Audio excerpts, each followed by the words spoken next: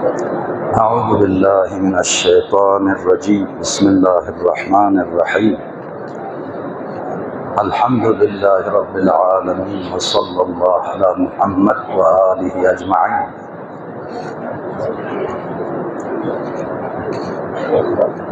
گزشتہ جمعے میں رد مظالم کے چند مسائل آپ کی خدمت میں عرض کیا تھا۔ رد مظالم، مجہول المالک، اسی طرح مال حرام مخلوط بحلال، مال لقطہ، یہ موضوع بہت وسیع ہے، اس کے اندر بہت سارے مسائل ہیں۔ تو اس حوالے سے رد مظالم یہی کہا تھا کہ کسی کا مال ظلم و جبر، غصب، چوری، ڈاکہ، سینہ زوری سے لایا ہو، اس کو مالک کو لوٹانا واجب ہے۔ کسی کا مال اس کے مالک تک پہنچانا یعنی رد مظالم، یہی اس کی تعریف ہے۔ تو اس کے چند اقسام تھے، وہ اقسام بھی تقریباً 3-4 آپ کی خدمت میں بیان کیا تھا۔ مال کی مقدار معلوم ہے اور مالک کو بھی جانتا ہے۔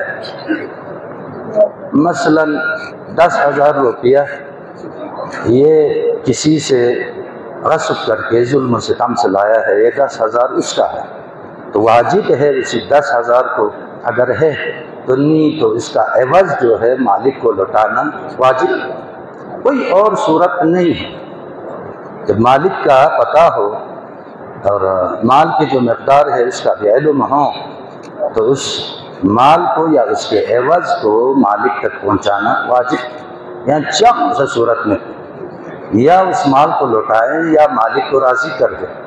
آپ کا 10,000 میں نے لایا تھا، قارض تھا، غصب کیا تھا، آپ سے چھین کے لایا تھا، تو لہٰذا آپ مجھے بخش دیں، یا یہ طریقہ ہے، یا تو اس کو واپس کر دیں۔ یہ رد مظالم کا اصل جو چیز ہے یہی ہے رد مظالم۔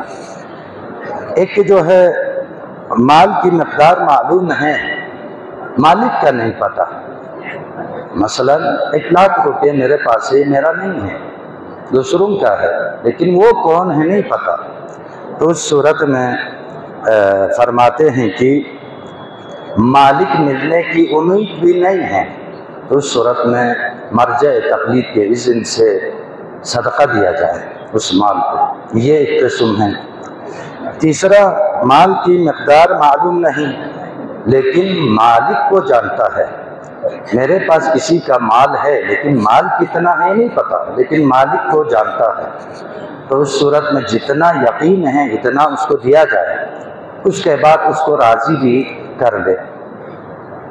میرے پاس جو ہے آپ کے کچھ مال ہے لیکن مقدار کو میں نہیں جانتا، جتنا یقین ہے وہ یہ ہے، اگر اس سے اضافہ ہے تو آپ بخش دیں، مثال کے طور پر، یہ ایک طریقہ ہے۔ اس کے بعد فرماتے ہیں کہ نہ مالک کا پتہ ہے نہ مال کا پتہ ہے، لیکن اجمالی طور پر جانتا ہے میرے مال میں غیر کے مال بھی شامل ہے، لوگوں کے مال میرے مال کے اندر موجود ہے، یہ جانتا ہے اجمالی طور پر دوسروں کے مال میرے مال کے ساتھ مخلوط ہو چکا ہے۔ نہ مال کی مقدار کو جانتا ہے نہ مالک کو جانتا ہے۔ یہاں پر حکم یہ ہے کہ وہاں سے آپ 1/5 خمس نکالے تو آپ کا بقیہ مال پاک ہوگا۔ اس کو کہتے ہیں مال حرام مخلوط و حلال۔ میرے پاس فرض کر لے 5,00,000 روپیہ ہے، اس میں سے اجمالی طور پر میں جانتا ہوں کہ بعض اموال جو ہے میرا نہیں ہے، دوسروں کا ہے، لیکن کتنا ہے وہ بھی نہیں پتہ، کس کا ہے وہ بھی نہیں پتہ۔ تو اس صورت میں فرماتے ہیں کہ مال کو پاک کرنے کا طریقہ یہی ہے کہ اس کا خمس دیا جائے۔ 5,00,000 میں سے 1/5 مثلا 1,00,000 خمس کے طور پہ دیا جائے تو بقیہ جو 4,00,000 ہے وہ پاک ہو جاتا ہے۔ یہ طریقہ ہے، اس کو کہتے ہیں جو توضیح المسائل میں بھی ہے، آپ دیکھیں، مال حرام مخلوط با حلال، حرام مال حلال مال کے ساتھ مخلوط ہو جائے، مقدار کا بھی نہیں پتہ، مالک کا بھی کسی عنوان سے نہیں پتہ، تو اس کا طریقہ ہے مال پاک کرنے کا کہ 1/5 خمس کے طور پر دیا جائے تو بقیہ مال جو ہے پاک ہو جائے گا۔ یہ طریقہ ہے، یعنی مال حرام مخلوط با حرام حلال کا۔ ایک لقطہ ہے، لقطہ اس مال کو کہا جاتا ہے مالک نے اس کو کھو دیا ہے، مالک سے گم ہو گیا ہے، جو لقطہ، پھر اس کے بعد جو ہے اس گمشدہ چیز کو کوئی اٹھائے تو اس صورت میں اس کی بھی صورتیں ہو سکتی ہیں۔ جو پیدا شدہ مال ہے، روڈ ہی نہ تھوڑت، دکان چی نہ تھوڑت، مل سے چی بچی مال چیت انہیں جو یا چی کون سے ایدی دہا حساب کتاب چی کاروبار چی لن ماں سے کھو دے گا مال چی پھار سے سن۔ اب اس صورت میں فرماتے ہیں وہ جو پیدا شدہ مال ہے وہ ایک درہم سے کم قیمت والی چیز ہو، 1 درہم سے کم قیمت والی چیز ہو تو اس صورت میں مسئلہ نہیں ہے، آپ خود اس کو اٹھائیں اور آپ کیا ہے استفادہ کر سکتا ہے، آپ کھا سکتے ہیں، یعنی شرط یہ ہے کہ 1 درہم سے کم اس کی قیمت ہو۔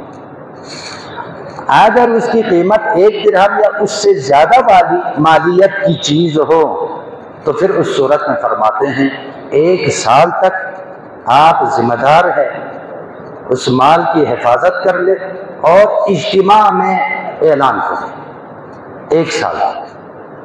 اب 1 سال کے بعد اگر مالک ملنے کا کوئی امید نہیں ہے تو پھر اس صورت میں جس کا ہے اس کی طرف سے صدقہ دیا جائے۔ بعد میں اگر مالک آ کے کہیں کہ یہ میرا تھا تو اس صورت میں آپ کہیں کہ میں نے آپ کے نام پر صدقہ دیا ہے، اگر وہ راضی ہو گیا الحمدللہ، نہیں ہو گیا تو پھر آپ کو دینا پڑے گا، جو صدقہ دیا ہے وہ آپ کے نام ہو جائے گا، وہ آپ کے نام ہو جائے گا۔ شریعت یہی ہے، سمجھو میں جو تھوپ کی مال حکم پوچھوں لم نہ تھوبے مثلا چیزی نور تھپ چی کہ بکری یا کوئی بیر مثال کے طور پر یا بلوغی نا تھپ تھونے دو گئے انہیں جو تھوپ کی دے مال کو لقاتین حکم ہوئی 1 درہم سے کم اس کی مالیت ہو تو مسئلہ نہیں ہے، 1 درہم یا اس سے زیادہ اس کی مالیت ہے، قیمت ہے، تو اجتماع میں فرماتے ہیں کہ ہفتے میں 1 دفعہ اعلان کرنا ہوگا، سال بھر اسی طرح اجتماع میں اعلان کرے یا کوئی اشتہار لگائے۔ اگر پھر مالک ملنے کی امید نہیں ہے تو پھر اس صورت میں فرماتے ہیں کہ اس کے نام پہ صدقہ دیا جائے۔ ذلک ہو سے یہ پس نارنے آلا ما صدقہ مل سے یا لحمو بحثے نے ٹھیک سو دو مسون آلا اس کام ہو صدقو یری من تقصیحہ، یہ ہو جائے گا۔ تو لہٰذا یہ ہیں لقطہ کا حکم۔ ایک سوال بھی آیا تھا پہلے جمعے میں دیا کہ قیام بیجا، قیام بیجا کے لیے سجدہ سہو ہے یا نہیں؟ جہاں پہ بیٹھ جانا چاہیے تھا کھڑا ہو گیا، جہاں پہ کھڑا ہونا تھا بیٹھ گیا، مثلا قیام بیجا، تشہد پڑھنا تھا بھولے سے میں قیام میں چلا گیا، پھر یاد آ گیا میں بیٹھ گیا، تشہد پڑھ لیا، اس کے بعد میں دوبارہ قیام، اس صورت میں ایک قیام اضافہ ہو گیا، تو اس کے لیے سجدہ سہو ہے یا نہیں ہے؟ یہ مسئلہ پوچھا تھا۔ قیام بیجا کے لیے سجدہ سہو واجب نہیں ہے، مستحب ہے، نماز پڑھنے کے بعد ختم ہونے کے بعد 2 سجدہ سہو یعنی مستحب ہے۔ آیت اللہ سیستانی بھی فرماتے ہیں اور آیت اللہ خامنائی بھی فرماتے ہیں قیام بیجا کے لیے سجدہ سہو واجب نہیں ہے۔ یہ ایک مسئلہ۔ ایک مسئلہ کسی نے پوچھا تھا، لوگ جو ہے سجدگاہ اور گھٹنے کے بیچ میں جو فاصلہ ہے کوئی زیادہ رکھتا ہے کوئی کم رکھتا ہے، اس کا کوئی معیار ہے؟ یہ پوچھا تھا۔ تو اس کا معیار اصل میں سجدے میں 7 اعضاء کا زمین پہ لگنا واجب ہے، 7 اعضاء سجدے کی حالت میں، اس میں سے دو گھٹنے زمین پر لگنا واجب ہے۔ تو معیار جو ہے سجدے میں پیشانی سجدے پہ سجدگاہ پہ رکھنے کے بعد جو ہے گھٹنے اگر زمین پہ ملتا ہے تو الحمدللہ ٹھیک ہے۔ وہ ہو سکتا ہے ایک کا قط جو ہے بڑا ہے، کسی کا قط چھوٹا ہے، تو اس میں ایک عام معیار تو نہیں ہے، ہر کوئی اپنے حساب سے جو ہے رکھے گا، لیکن معیار یہ ہے کہ دو گھٹنے جو ہے زمین پہ لگ جائے۔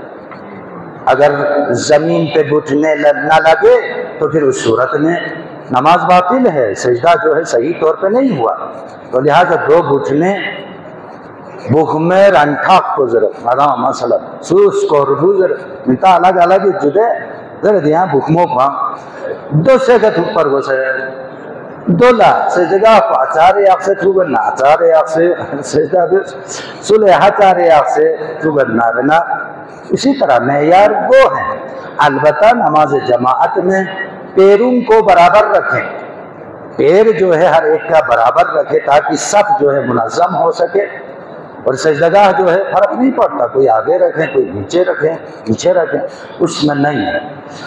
پھر ایک شکایت لوگوں کی طرف سے ہے، ایک جو پہلی نماز ہے اس کی جماعت ختم ہونے کے بعد لوگ جو ہیں صفوف کو درہم برہم کرتے ہیں۔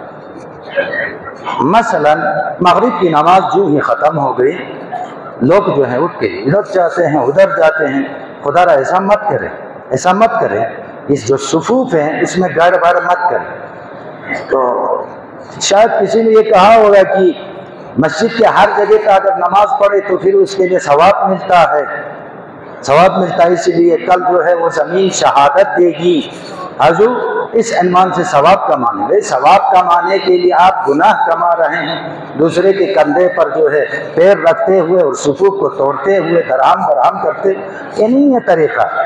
آپ کسی اور وقت پہ جو ہے اس جگہ پر نماز پڑھ لے، اس جگہ پہ نماز پڑھ لے، دوسری مسجد میں جا کے نماز پڑھ لے، لیکن جماعت کے دوران جو ہے صفوف کو درہم برہم کرنا یہ اچھی بات نہیں ہے۔ لہٰذا منظم جماعت کا اصل مقصد ایک مقصد یہ بھی ہے منظم ایک اجتماع، تو لہٰذا اس میں یعنی درہم برہم نہیں کرنا چاہیے۔ پروردگارہ بحق ائمہ معصومین علیہ السلام، مخصوصاً بحق سبت اکبر امام حسن مجتبی علیہ السلام، التماس سے دعا کی مومن مومنات کن شبی حوائج کن روا بسیا اللہ، پریشان حال کن کن پریشانی دور بسیا اللہ۔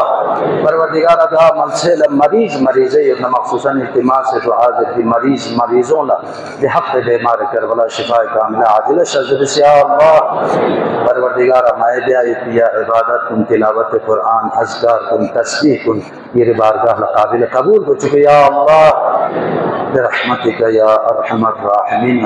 حاجت روائی مریض